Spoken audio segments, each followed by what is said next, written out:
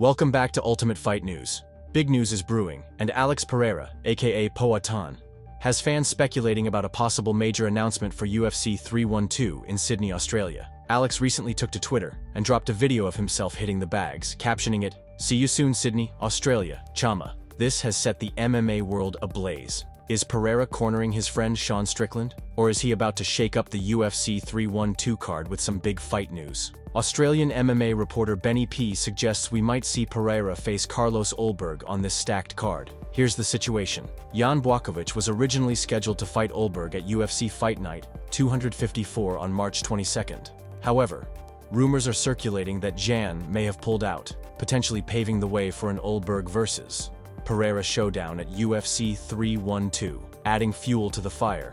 Pereira has publicly stated that his next fight will not be against Magomed Ankalaev, despite the division clamoring for it. Fans have taken to social media with mixed reactions. One fan wrote, "With John being old as hell and coming off double shoulder surgery, I wouldn't doubt it, bro. This would be crazy." Another comment reads, "Holy, if the UFC books Alex Pereira versus Carlos Ulberg in Sydney, the UFC and Pereira should be ashamed of themselves." And then there's the conspiracy angle. They clearly have an anti-Ankalaev agenda. If Alex Pereira actually defends his title again, and it isn't against Magomed Ankalaev, he's the biggest duck in the sport. Some fans argue UFC 312 already has its hands full with two title fights: Dricus du Plessis versus Sean Strickland, and Zhang Weili versus Tatiana Suarez. But as Benny Pereira points out, the UFC has a history of stacking cards with more than two title fights, especially if early numbers suggest the event might need a boost. Others think the rumors are being blown out of proportion, and that Pereira's presence in Sydney could simply be to support his teammate, Sean Strickland.